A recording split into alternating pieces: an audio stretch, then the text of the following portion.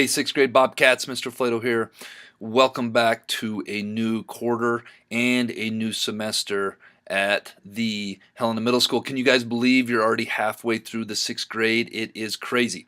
On today's Bob lesson, I'm going to talk about something very important when it comes to disrespect, and that is the role of a bystander. The role of a bystander is not the person that's being disrespectful, not the person that's being disrespected, but it's a role that you may find yourself in when you were there, when you were present, when you were witnessing something like that. And it's a very important role in life, and it's a very important role that you act quickly and you act responsibly in. So without further ado, I'm going to get rocking and rolling on this Bob lesson. Let's make it a great third quarter and a great second semester of your 6th grade year at the Helena Middle School.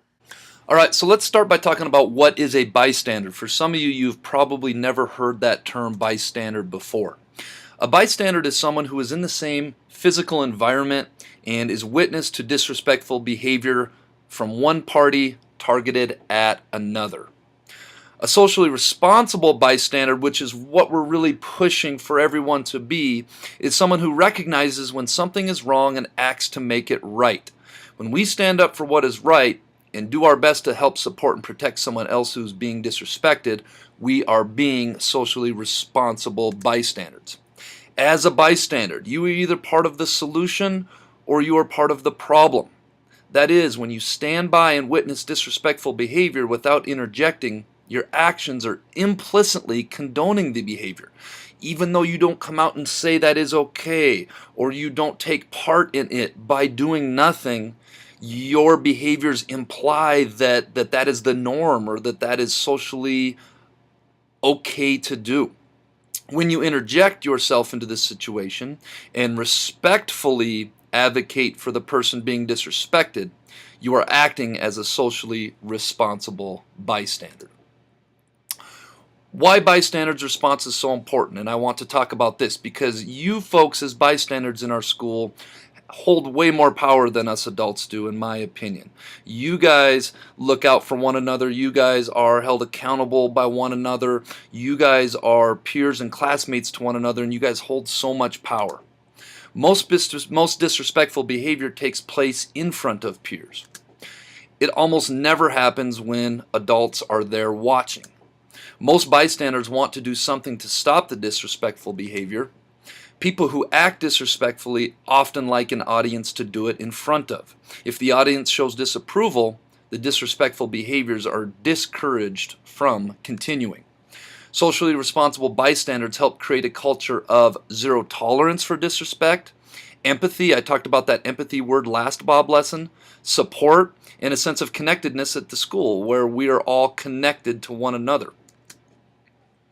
So I have a little diagram here I drew up, and if you look on the left, you'll remember I don't like to use that term bullying. I like to use the term disrespectful behavior. So whoever is exhibiting that disrespectful behavior, and you can see the top arrow, it's pointed at the victim.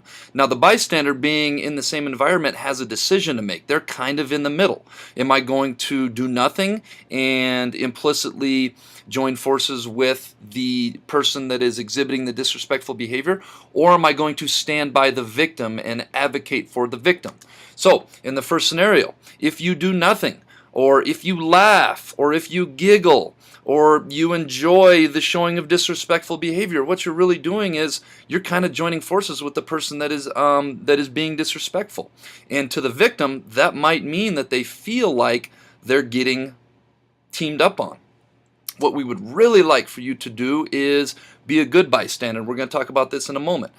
Be a good bystander, show support to the victim, advocate for the victim, and let the person that's being disrespectful know, hey, you're being disrespectful and that's not very cool right now. Let's try to be more respectful to the person that is being disrespected. Miss Fisher, can I use the restroom? Yeah, sure, go ahead, just be quick.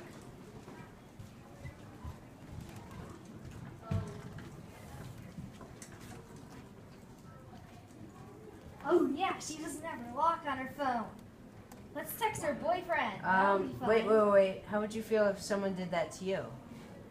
I don't know. I think we should put it back. Okay, sounds like a good idea.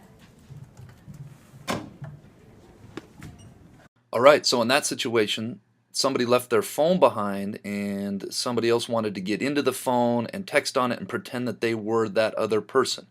And the bystander did a great job of saying, hey, hold on a sec. We probably shouldn't do that. How would you feel if somebody did that to you? Why don't we just put the phone away? Great job. Okay, guys, everybody set up with what they need? Yeah. I need to step out in the hall for like 2 minutes. I need you guys to be working quietly. Can I trust that you're going to do that? Yeah. Okay, I'll be right back.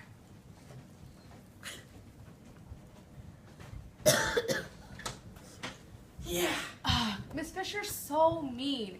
She's always like, Do this, do this. Oh my gosh, I know. I hate doing my homework and she always forces me to do it. and her glasses are like so crooked, like OCD. I Like, know. I mean, would look she- at that hair. Whoa. What? Okay, guys, let's see what we're talking here. Okay, so Miss Fisher's a teacher. We need to treat her with respect. That was not very nice.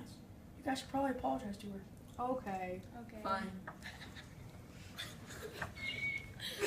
Okay, I really like that one. So the teacher leaves the room and the students probably start talking behind her back. And whether it's a teacher or whether it's somebody else, if we're not saying nice things about people when they are not there, we probably shouldn't be saying anything at all. Talking behind people's back and saying negative and unsavory things is very disrespectful. So great job there, Mr. Seleskar, by stepping up and being a great bystander and reminding everybody in the classroom, hey, Miss Fisher's our teacher. We need to treat her with respect and not be talking behind her back when she's not here. Great job. What? Hey, Andrew, get back here. That wasn't really nice. Say sorry and help her pick up her stuff. Okay, I'm sorry. Thank you.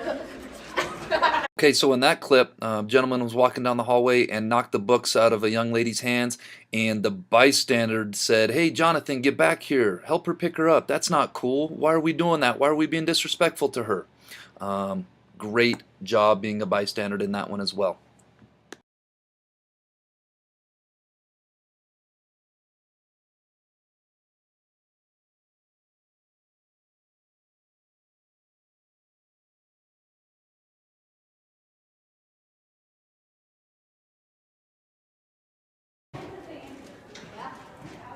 Right, you get this.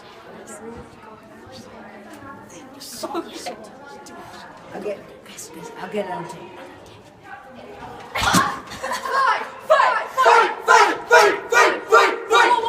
This is not right. You really want to fight people? This is mean. It's disrespectful. You need to stop now. Okay.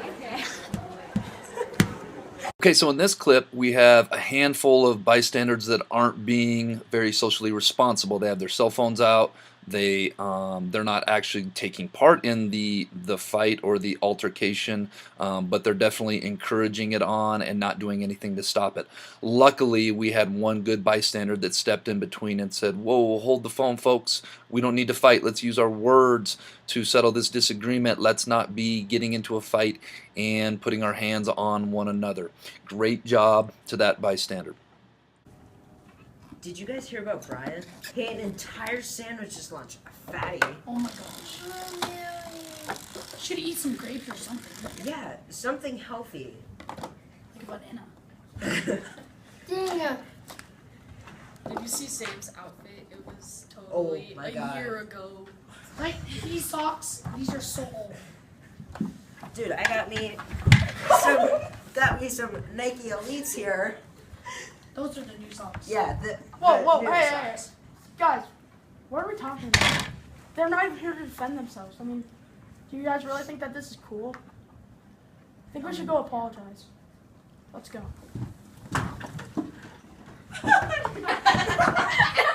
Okay, so in that situation, we had a group of gentlemen that were talking behind some other students' backs again, and I talked about that a little bit earlier, and this kind of ties into last week's Bob lesson when I talked about judging other people based on the clothes they wear or how new their clothes are, or if they're wearing brand name clothes. And the last time I checked, 11 to 14-year-olds don't hold jobs, therefore they're entirely dependent on their parents to buy them their clothes. And so why do we judge one another based on the clothes that we wear? But again, Mr. Skleskar stepped up and said, hey guys, what are we doing? They're not even here. Why are we talking behind their backs? I don't think they necessarily needed to go apologize, but definitely stopping that behavior. Great job being a good bystander in that situation.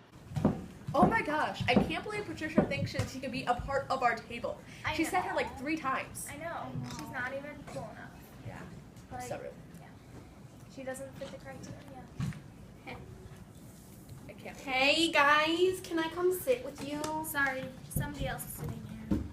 Hold on, guys. Okay. No one's sitting there. Patricia, you're welcome to sit here. Thanks, Becky. You're welcome.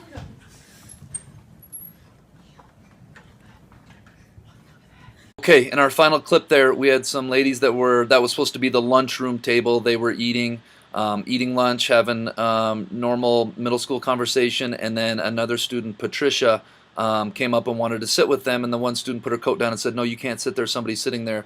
And then we had a bystander out of the group saying, nobody is sitting there, you're absolutely welcome to sit there. We wanted to make these skits realistic, and I know that that's something that happens sometimes, who's sitting where. Folks, let's all accept one another. Let's let each other sit wherever they want. Let's welcome new people into our tables. Great job being a bystander in that situation.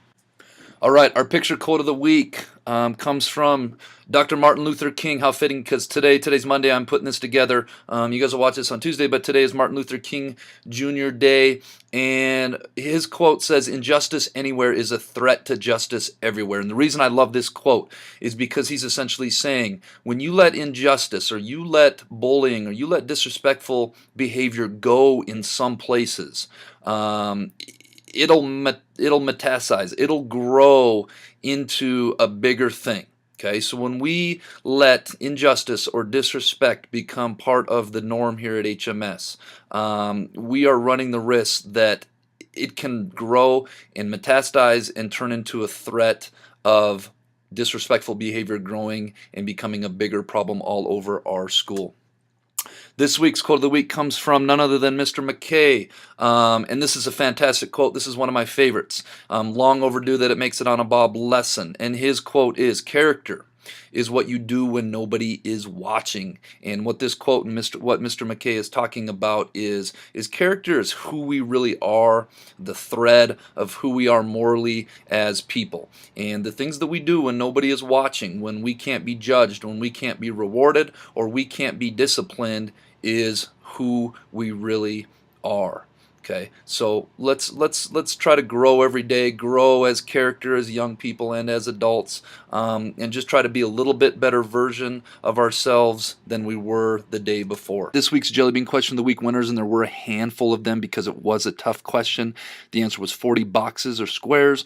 Capono Rivas, Jasper Cook, Caleb Tubbs, Cameron Whitrock, Sam Stutz, Garrett Scogan, Amara Howell, and Anthony McLean. Come see me for some jelly beans.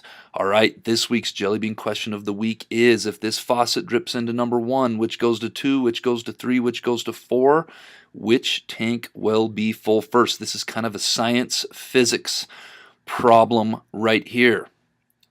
Take a look, put your answer in the Bob box by Friday. All right, 6th graders, let's make it a great week at the Helena Middle School.